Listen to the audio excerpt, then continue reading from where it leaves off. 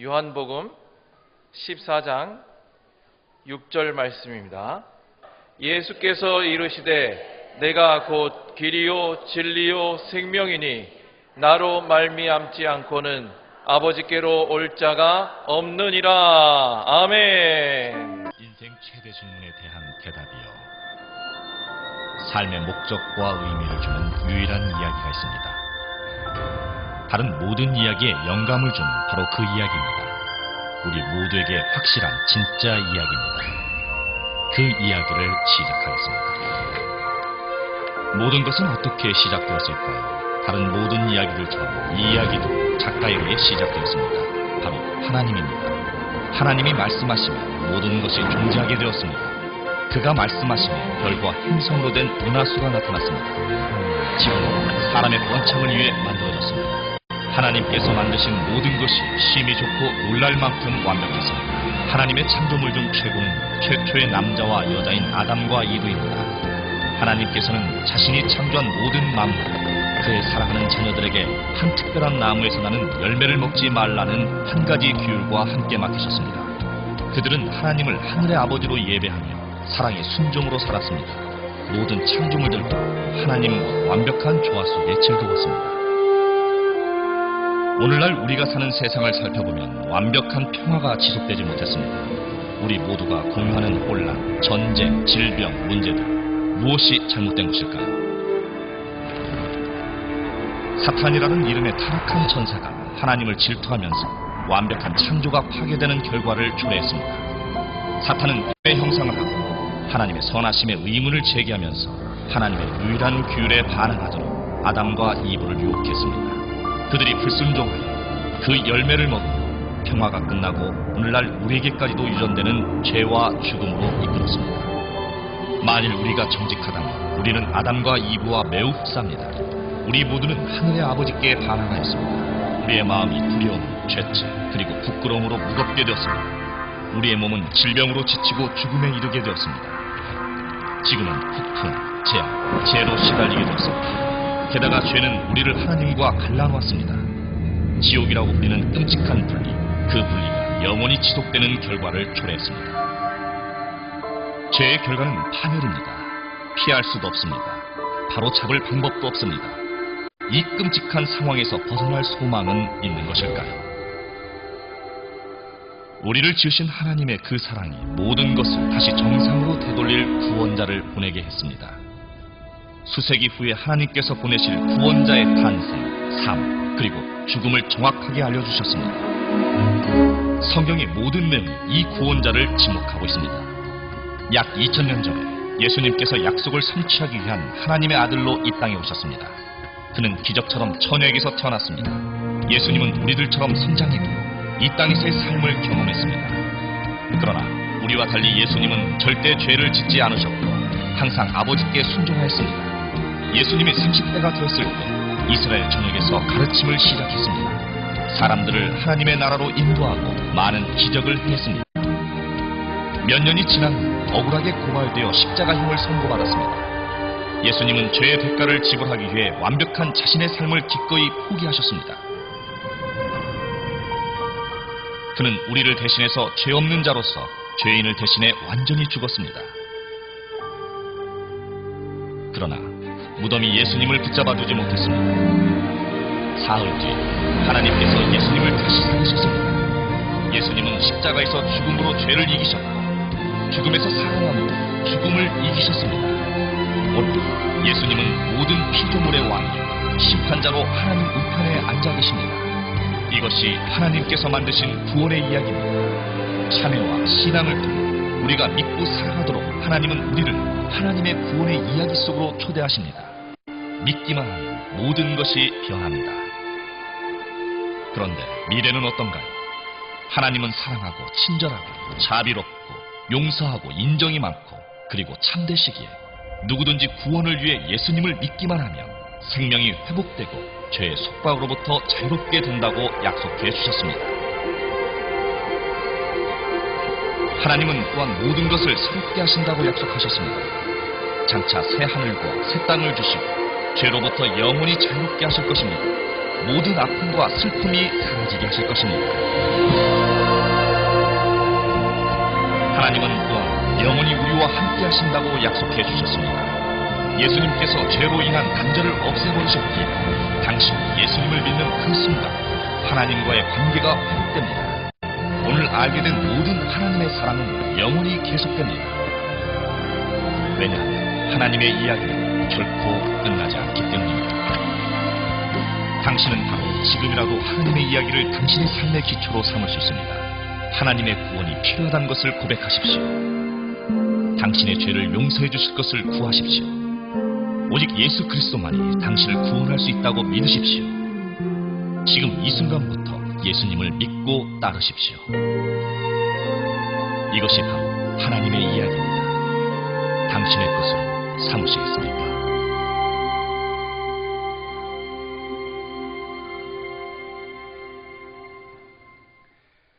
오늘 거룩한 복된 날, 하나님의 거룩한 성전인 행복과 소망이 넘치는 건강한 공동체 우리 평택 순복음교회를 찾아오신 여러분들을 진심으로 환영하고 축복합니다.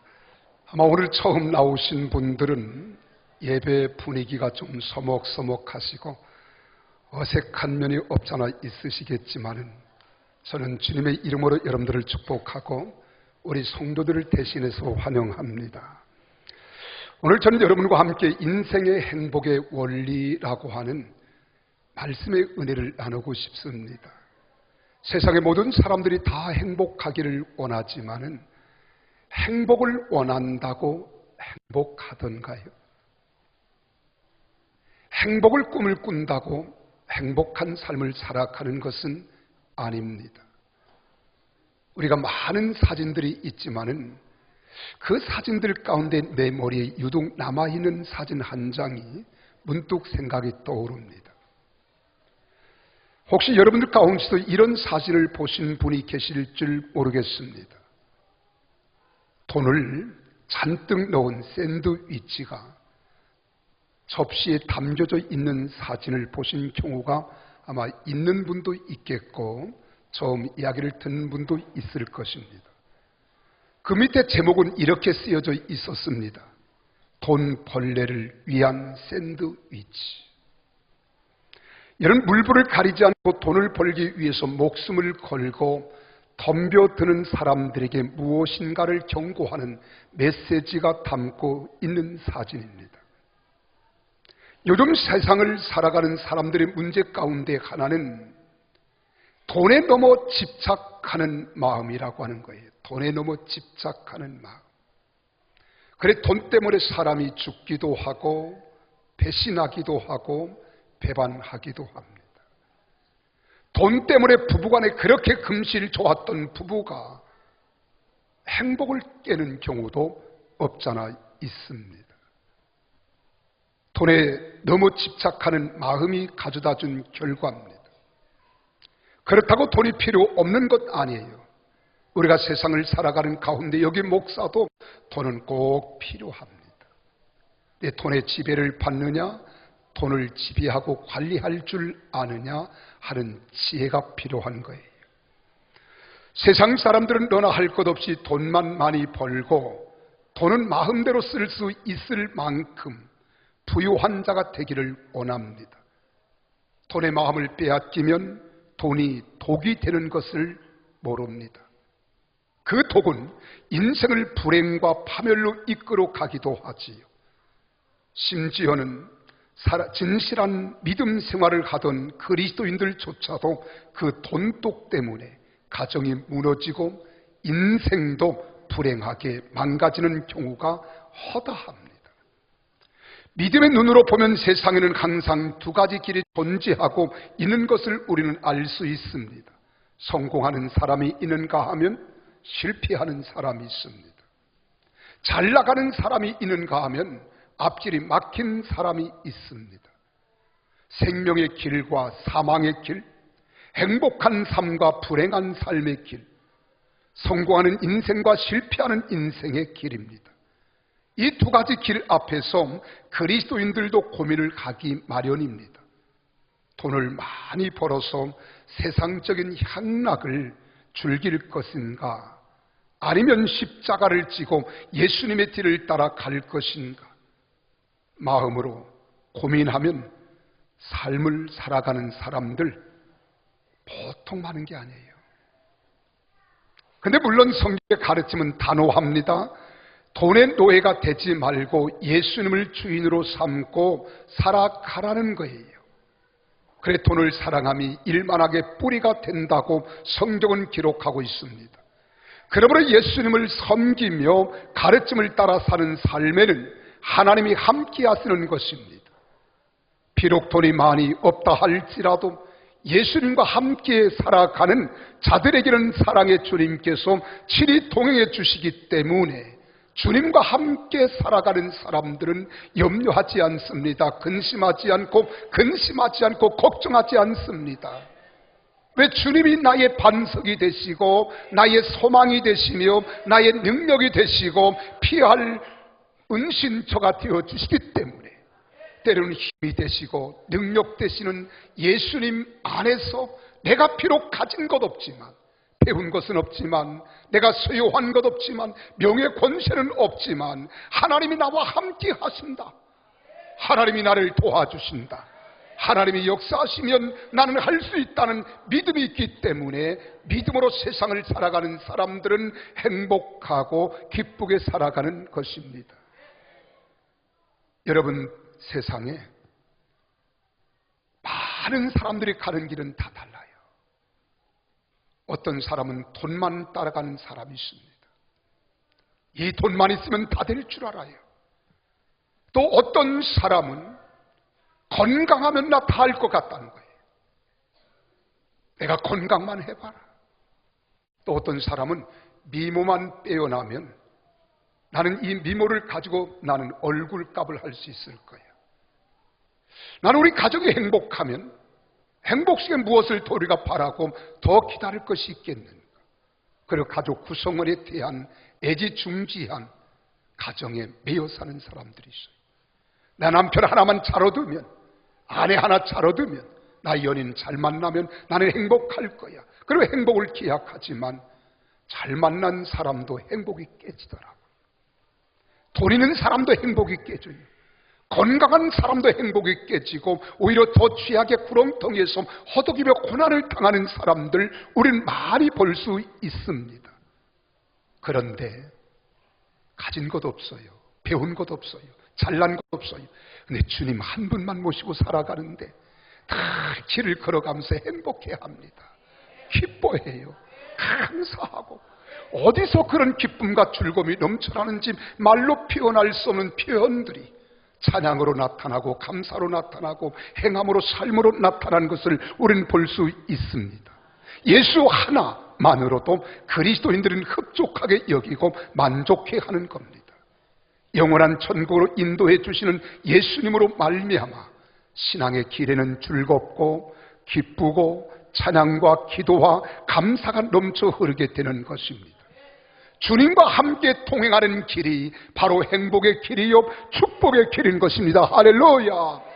여러분, 예수님은 인생의 진정한 행복한 삶과 복된 삶을 위하여 이 땅에 오셨고 예수님 안에서 형통한 삶을 살아가도록 해주시는 겁니다. 이 땅에 많은 사람들이 자인하는 사람들이 많아요. 나는 인생을 행복하다, 나는 정말로 멋진 인생을 살아가고 있다 말하지만은 그 배후에는 어두운 그림자가 있어요. 그늘진 곳이 있어요. 남들이 알지 못하는 아픔이 있어요. 근데 그 아픔 속에서도 기뻐하는 사람들이 있습니다. 난 그 사람 가운데 한 사람을 여러분 표 모델로 들라고 한다면 다윗이라고 하는 사람이에요. 이 사람은 어렸을 때 농부의 아들로 태어나서 목동이었습니다. 여러 형제들이 있었지만 형제들 가운데 제일 못난 사람이었어요. 내가 하나님을 만났습니다. 예수님을 영접했습니다. 그 인생이 바뀌어지고 한나라 대통령이 되어지고 행복과 소망 가운데 그가 고백하는 시, 찬양이 이런 시가 있습니다. 시편 23편에서 여호와는 나의 목자시니 내게 부족함이 없으리로다. 그가 나를 푸른 풀밭에 누이시며 실만한 물가로 인도하시는도다. 내 영혼을 소생시키시고 자기 이름을 위하여 의의 길로 인도하시는도다. 내가 사망의 음침한 골짜기를 다닐지라도 해를 두려워하지 않을 것은 주님께서 나와 함께 하십니다. 주의 지팡이와 막대기가 나를 안위하시나이다. 주님께서 내 원수의 목전에서 내게 상을 차려주시고 기름으로 내 머리에 부으셨으니 내 잔이 넘치나이다. 할렐루야. 예수님 때문에 기뻐하는 사람, 예수님 때문에 행복해하고, 예수님 때문에 즐거워하고, 예수님 때문에 감사하고, 예수님 때문에 찬양하고, 예수님 때문에 하나님께 영광을 돌리는 그 한 사람, 다윗입니다. 오늘 사랑하는 여러분, 여러분은 행복하십니까? 기쁨이 있습니까? 감사가 넘쳐나나요? 희열이 넘쳐납니까? 내 얼굴 인상이 왜 그렇습니까? 나는 그분을 소개하고 싶어요. 왜요? 그분은 우리 세 가지 해답이 되기 때문에요.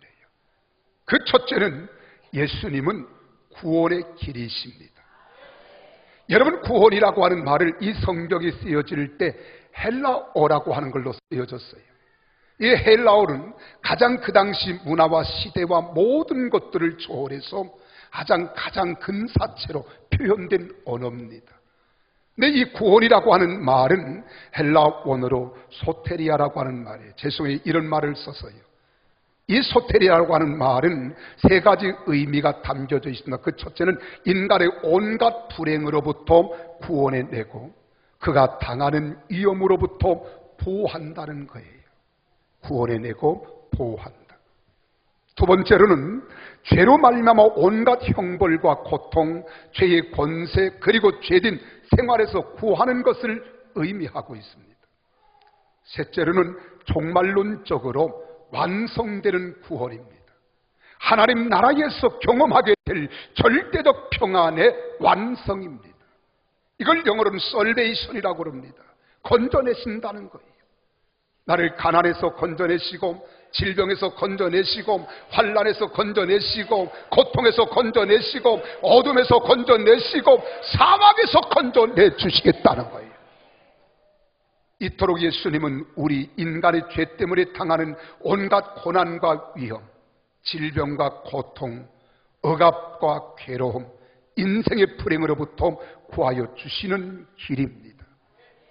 이 길을 사람들이 몰라서 방황하는 거예요. 그래서 이 유교의 교주와 같은 공자는 이런 말을 했습니다. 아침에 이 도를 깨달으면 저녁에 죽어도 여한이 없다고 했습니다. 여기서 도가 무엇입니까? 길도자 아닙니까? 바로 구원의 길, 생명의 길, 진리의 길, 이걸 깨닫지 못했다는 거예요. 사람은 누구든지 나름대로 길을 찾고 있습니다. 이 구원의 길을 접어든 사람은 성공하고 행복하지만 길을 잘못 접어든 사람은 실패하고 불행합니다. 우리가 요한복음 4장이라는 곳에 한 여인이 등장합니다. 이 여인은 사람들에게 소외되고 버림받고 멸시를 받고 천대를 받는 사람이에요. 그 사람이 능력이 없어서 그렇지 않습니다. 여러분, 무려 남편을 6명이나 갈아치울 정도로 여인이면 얼마나 능력 있는 사람입니까?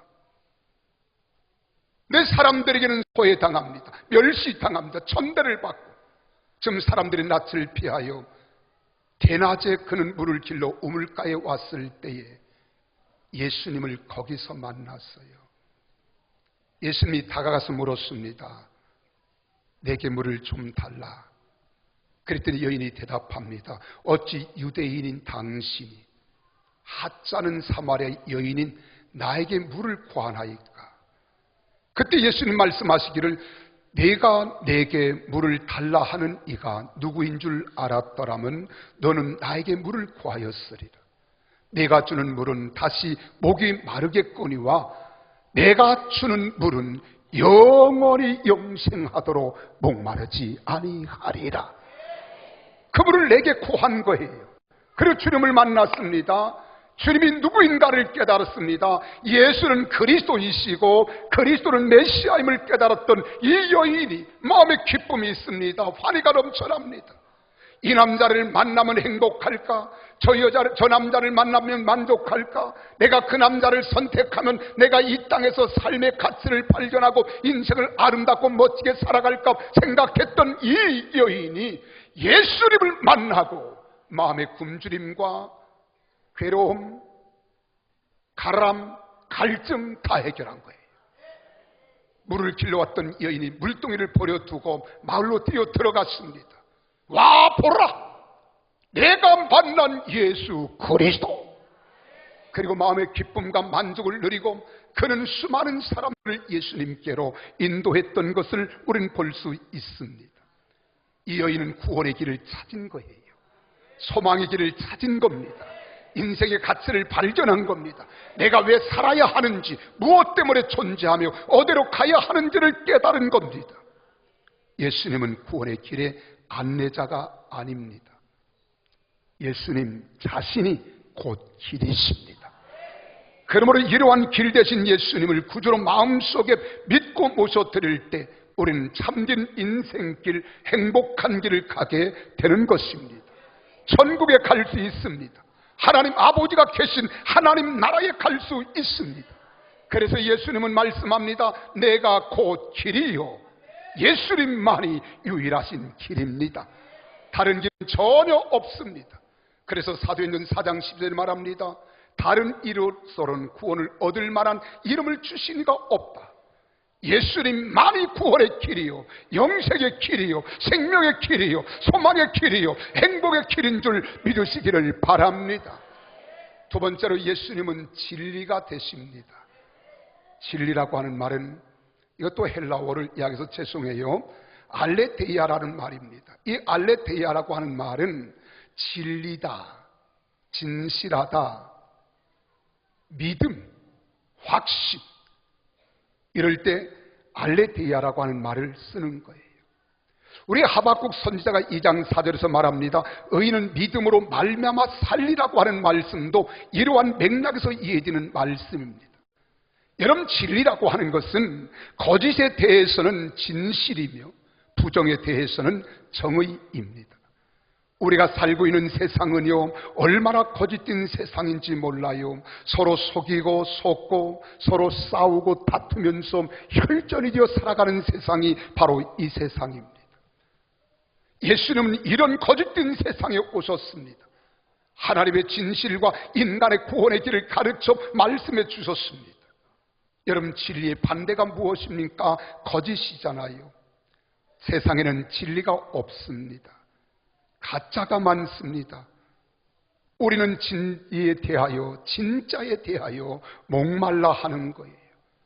진짜가 무엇인지 알고 싶고요, 가지고 싶습니다. 작품을 하나 사더라도 메이커가 있으면 이게 진짜인지 가짜인지, 짝퉁인지 진품인지 알고 싶어 하는 거예요. 복사한 것이 아닌 진짜, 조화가 아닌 여러분 생화, 이런 말에서 죄송합니다만 이미테이션이 아닌 오리지널,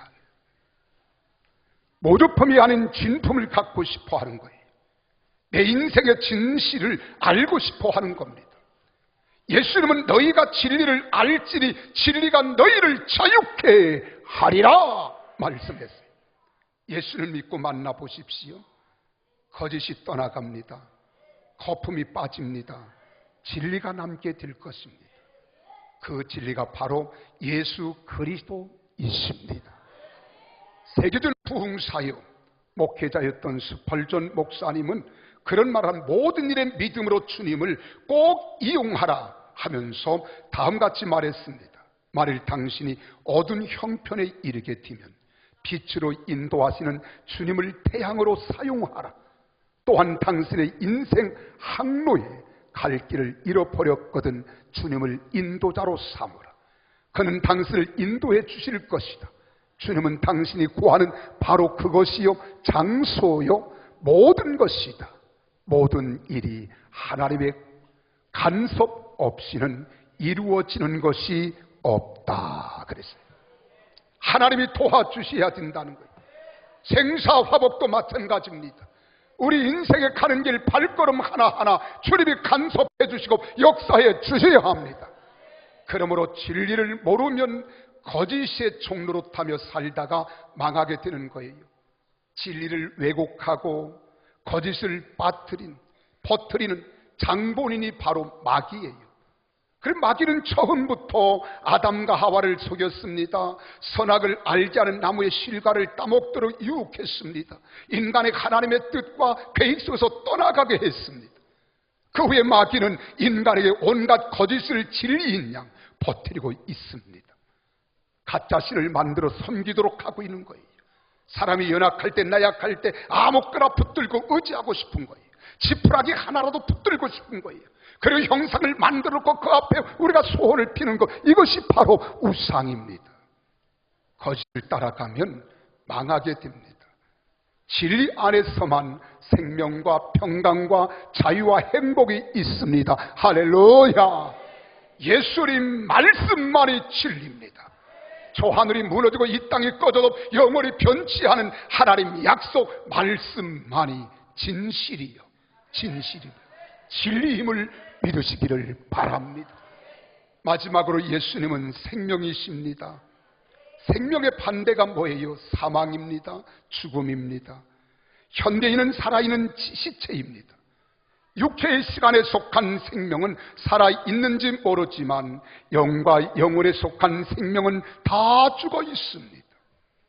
겉사람은 온갖 것으로 치장합니다. 가꿉니다. 꾸밉니다. 아름답게 보이려고 하지만 속사람, 영의 사람은 정작 죽어 있는 겁니다.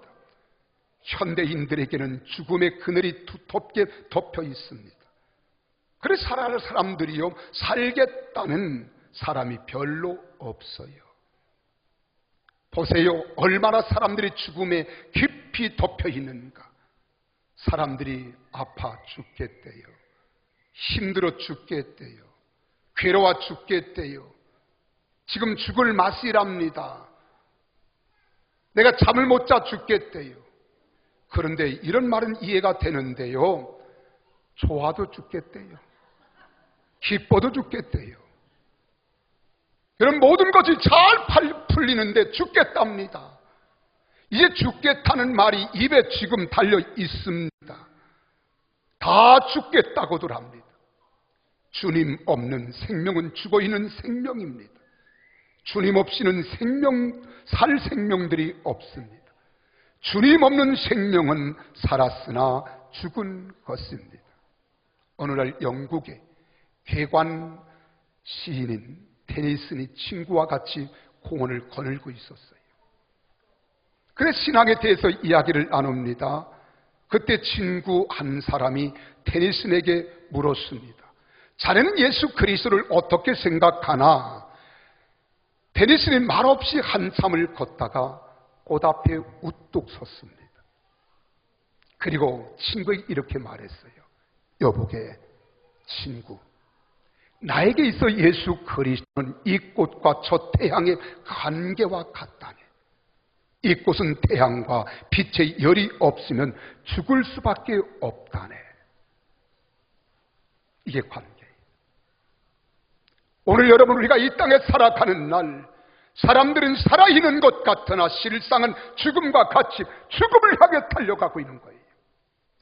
어제 태어났으면 오늘 나는 하루 죽음이 더 가까워지는 거예요. 세상을 살아가는 가운데 꽃과 태양이 관계를 맺은 것처럼 우리 인간은 예수 그리스도가 빛이 되시고 생명이 되시고 길이 되시고 진리가 되시기 때문에 예수 그리스도가 없이는 살아갈 수 없는 줄 믿습니다. 주님이 있는 백성이어야 살아있는 생명입니다. 주님은 내가 곧 생명이라고 하시잖아요. 생명을 얻게 하시게 풍성히 얻게 하려 하심이라고 말씀했습니다. 예수님만이 모든 생명의 근원이십니다. 원천이십니다. 생명의 힘이 되십니다. 그러면서 영생하는 생명 그 자체입니다. 보십시오. 우리가 세상 사람과 똑같다고요? 그렇지 않습니다. 잘못 알고 있습니다. 영적인 세계를 모르는 거예요. 여러분, 믿지 않은 사람과 믿는 사람은 똑같이 외형은 닮았을지 몰라요. 아닙니다. 여러분, 세상에 믿지 않은 사람들이 더 치닫았을지 몰라요. 아름답게 꾸몄을지 몰라요. 그런 믿는 사람과 믿지 않은 사람 속에는 생명의 씨앗이 있고 없습니다. 믿는 사람은 생명의 씨앗이 있습니다. 그러나 믿지 않은 사람은 생명의 씨알들이 없는 거예요.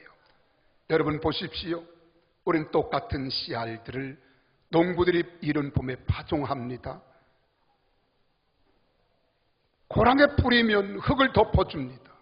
수분에 의해서 촉이 나오기 시작해요. 뿌리를 내리기 시작합니다. 줄기가 나오고 잎이 돋고 꽃이 피면 열매를 맺습니다. 이 씨알이 살아날 줄 누가 알았겠습니까? 근데 예수 믿는 사람들 속에는 예수의 생명, 부활의 생명이 있기 때문에 죽어도 삽니다. 이 믿음이 우리를 구원하시는 거예요. 나는 여러분 다 그렇게 되기를 주의 이름으로 축원합니다. 예수님을 만나고 믿고 영접하면 길을 발견합니다. 진리 안에 들어갑니다. 죽음 안에서 떠나 생명으로 옮기움을 받게 될 줄로 믿습니다. 우리 주님은 먹구름만 자욱한 세상일지라도 여건은 조성된 것 같은데 일이 성사지 않아 답답함과 불만이 폭발할 것 같은 상황에서도, 불행과 고통이 환난이나 시련이 계속되는 길에서도 언제나 길과 진리와 생명되어 인생의 소망을 이루고 행복한 삶의 근원, 축복의 근원이 되게 하시는 줄 믿으시기를 바랍니다. 예수님만이 곧 길이십니다. 진리가 되십니다. 생명이 되십니다. 예수님으로 말미암지 않고는 누구든지 하나님께로 나아갈 수가 없고요, 천국에 들어갈 자가 없습니다. 예수님 말씀합니다. 내가 곧 길이요 진리요 생명이니 나로 말미암지 않고는 아버지께로 올 자가 없느니라. 천국 하나님 아버지가 계신 곳, 하나님 나라에 가고 싶지 않습니까? 기도하십시다.